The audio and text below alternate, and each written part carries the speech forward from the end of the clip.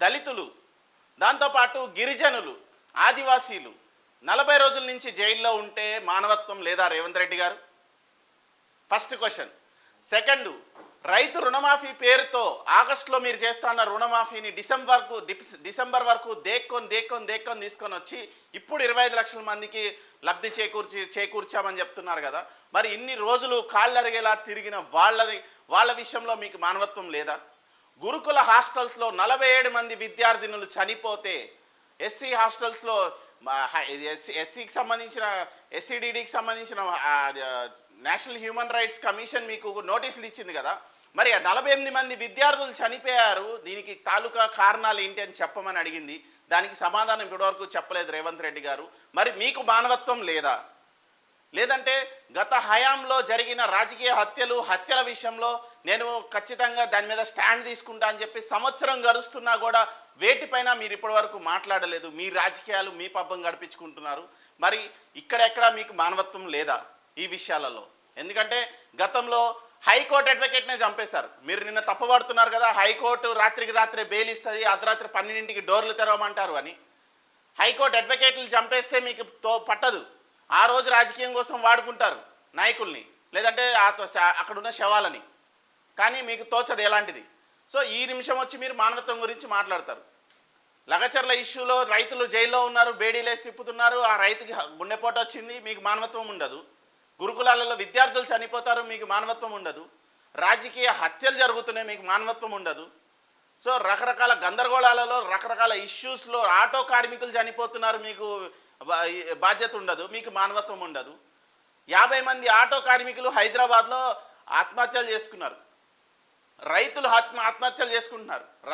రైతు భరోసా అందక ఆత్మహత్యలు చేసుకుంటున్నారు. ఈసారి ఎరువులు అందక ఆత్మహత్యలు చేసుకున్నారు. రైతు ఆత్మహత్యలు దేశం మొత్తం జరుగుతున్నాయి. ప్రత్యేకించి కాంగ్రెస్ పాలిత రాష్ట్రాల్లో ఎక్కువ జరుగుతున్నాయి. మరి వాటిపైన మీకు మానవత్వం లేదా? మానవత్వం అంటే ఓన్లీ ఒక హీరోకి చూపించే సింపతి ఇది. అది ఎందుకు చూపిస్తున్నారు ఆ సింపతి అని చెప్పి మీరు క్వశ్చన్ చేస్తున్నారు ఒక యాంగిల్లో. హీరో ఇంటికి ఇప్పుడు మీరు ఎందుకు ఏసీబీ కేసులో జైలుకి వెళ్తే 90 రోజులకే కోర్టు ఎందుకు బెయిల్ ఇచ్చేసింది అసలు అనవసరంగా? ఒక 6 నెలల సంవత్సరం ఉంచేది ఉండే కవితలాగా, ఒక 200 రోజులు 300 రోజులు ఉంచేది ఉండే. అట్లా ఎట్లా ఇచ్చేస్తుంది సార్ మీకు హుటాహుట్టిన ఏసీబీ కేసులో బెయిల్? ఓటుకి నోటు కేసులో బెయిల్ ఎట్లా ఇస్తుంది సార్ కోర్టు? నాకు అర్థం కాదు. మీకు అల్లు అర్జున్కి రాత్రికి రాత్రి బెయిల్ ఇవ్వడం ఎంత మీకు అంత కర్కశంగా కనిపిస్తుందో, హైకోర్టుని తప్పుపడుతున్నారో, అదేవిధంగా నేను అడుగుతున్నా, ఓటుకు నోటులో రాజ్యాంగాన్ని మార్చేద్దాము, రాజ్యాంగంలో ఉన్న వ్యవస్థల్ని తారుమారు చేద్దాము, రాజ్యాంగంలో ఉన్న అధికారులను ఎవరైతే ఎమ్మెల్సీని కొందామో డబ్బులతో మభ్యపెట్టి ఆయనను కొని ఇచ్చేద్దామని అడ్డంగా దొరికారు కదా మీరు. ఆ రోజున అడ్డంగా బ్యాగులతో దొరికారు కదా. ఏసీబీ మిమ్మల్ని మాటేసి ఒక ఒక చీటర్ని, ఒక దొంగని పట్టుకున్నట్టు, ఒక క్రిమినల్ని పట్టుకున్నట్టు మీ పైన నిఘా పెట్టి, కెమెరాలు పెట్టి, మొత్తం వాయిస్ రికార్డర్లు పెట్టి ఏసీబీ ఇంత పగడబందిగా మిమ్మల్ని పట్టుకుంది కదా. మీరు ఒకానొక రోజు మీరు ఇదే కోర్టులకి చుట్టూ ఇదే న్యాయ వ్యవస్థని నమ్ముకుని తిరిగారు కదా.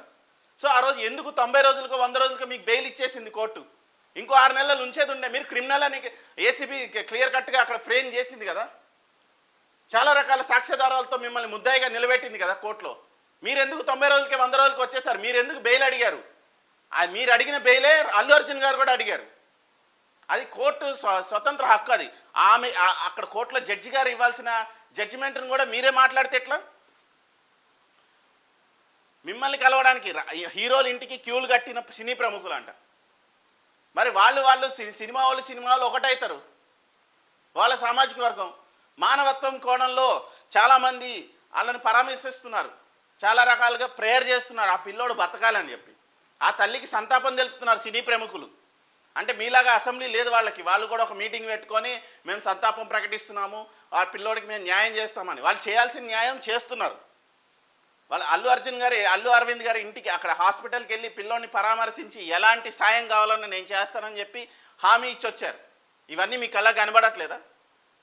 కిడ్నీలు పోయినాయా, కాళ్ళు ఇరిగినాయా, చెయ్యి ఇరిగిందా, ఏదేదో మాట్లాడుతున్నారు రేవంత్ రెడ్డి గారు. 1000 కోట్ల పాన్ ఇండియా బిజినెస్ చేస్తే 300 కోట్ల రూపాయల జీఎస్టీ కలెక్ట్ చేశారు అదే అల్లు అర్జున్ సినిమా పైన.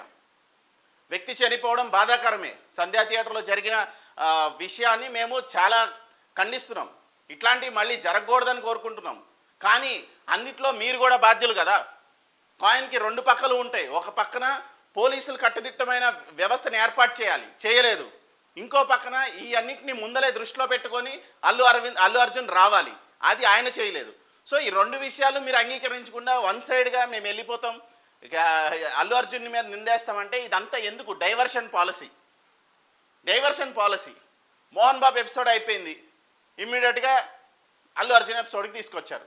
అల్లు అర్జున్ ఎపిసోడ్ అయిపోయింది, కేటీఆర్ ఎపిసోడ్ తీసుకొద్దాం అనుకున్నారు.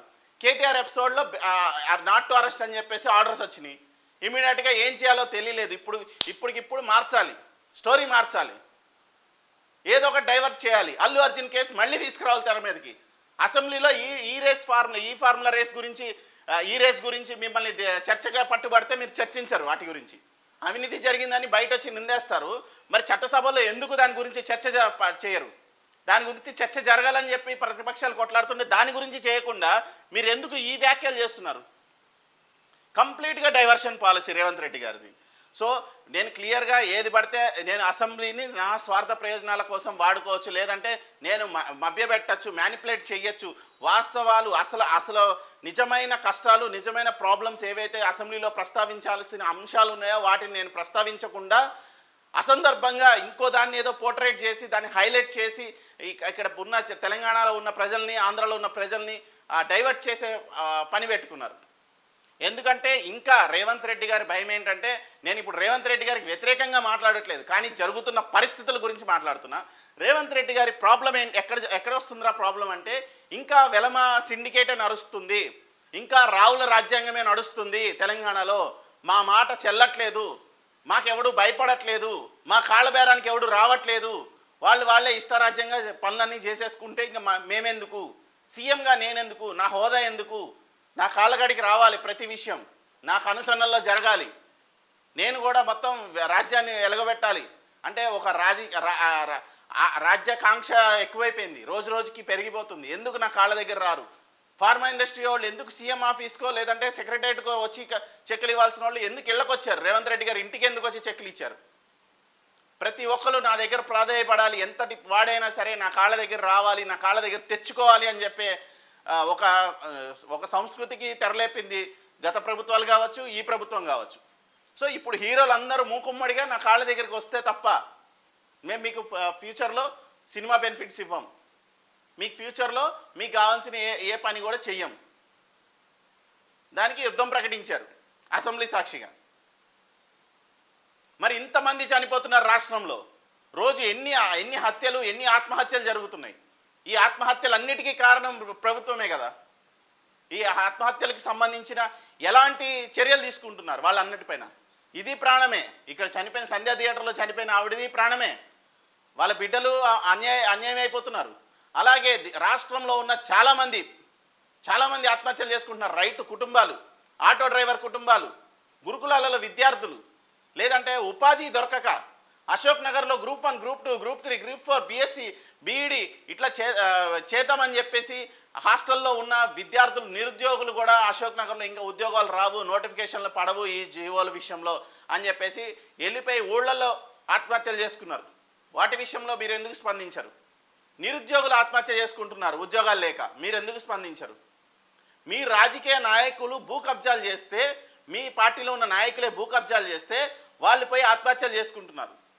వాళ్ళ గురించి ఎందుకు మాట్లాడరు అసెంబ్లీలో?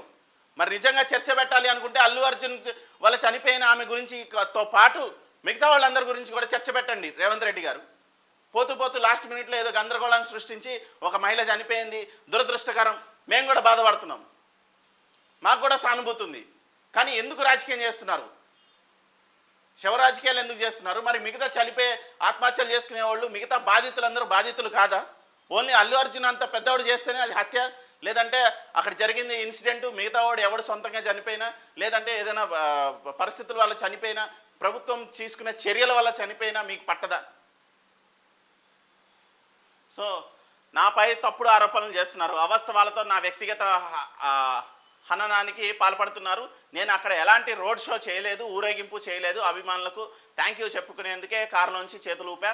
థియేటర్ నుండి బయటకు వెళ్ళాలని పోలీసులు నాకు చెప్పలేదు, థియేటర్ సిబ్బంది చెప్పగానే అక్కడి నుండి బయటకు వచ్చేసాను. జరిగిన ఘోరం గురించి మరుసటి రోజు తెలిసి షాక్ అయ్యాను. నేను ఆసుపత్రికి వెళ్దామనుకున్నా లీగల్ టీం వద్దని వారించింది. నాకు శ్రీతేజ వయస్సున్న కొడుకున్నాడు, నేను ఎందుకు బాధపడను, బాధిత కుటుంబానికి అండగా ఉంటా, మీడియాతో అల్లు అర్జున్. ఇది ఆయన చెప్పిన స్టేట్మెంట్. నిజంగా హీరోలు కూడా రోడ్డు మీదకి వచ్చి సహాయ నిరాకరణ, లేదంటే మేము ఈ రాష్ట్రంలో బతకలేము, మేము ఈ రాష్ట్రంలో ఉండలేము, పక్క రాష్ట్రానికి వెళ్ళిపోయి అక్కడ స్టూడియోలు కట్టుకొని అక్కడ చేసుకుంటాం, ఏ సంబరాలు ఉన్నా ఏ ఇది ఉన్నా అంటే స్టేట్లో రెవెన్యూ ఇప్పటికే సంక్రాంతిపోయింది, ఇంకా రెవెన్యూ కూడా రాదు. ఆర్థిక వ్యవస్థలు ఏవేవైతే ఆర్థిక సంపద సృష్టించే ఆర్థిక వ్యవస్థలు ఏవైతే ఉన్నాయో, పెద్ద పెద్ద ఫ్యాక్టరీలు, కంపెనీలు, ఇండస్ట్రీస్, వీటన్నిటినీ టచ్ చేసుకుంటూ వస్తున్నారు. ఆన్ ఆఫ్ బటన్ నొక్కుతున్నారు. నా కాలవేరానికి వస్తావా లేదా, సీజ్ చేయాలా. పొల్యూషన్ కంట్రోల్ బోర్డు పనిచేస్తుంది బాగా, ఈ మధ్యన యాక్టివ్ అయిపోయింది పొల్యూషన్ కంట్రోల్ బోర్డు. చాలా కంపెనీలని సీజ్ చేసి పడేస్తుంది ఇష్టానికి. పొల్యూషన్ కంట్రోల్ బోర్డు యాక్టివ్ అయిపోయింది. తర్వాత చాలా వ్యవస్థలు యాక్టివ్ అయిపోయినాయి. ప్రతి కంపెనీకి వెళ్ళిపోయి నిన్ను మూసేస్తున్నాం, నిన్ను రైడ్ చేస్తున్నాం, నిన్ను అరెస్ట్ చేస్తున్నాం, నీ కంపెనీని ఆపేస్తున్నాం అని చెప్పేసి కావాలని నోటీసులు ఇస్తున్నారు. మరి ఈ సంవత్సర కాలంగా జరిగింది యాక్సెప్ట్ చేస్తున్నారా మరి, లేదంటే గత ప్రభుత్వంలో జరిగింది కూడా యాక్సెప్ట్ చేస్తున్నారా?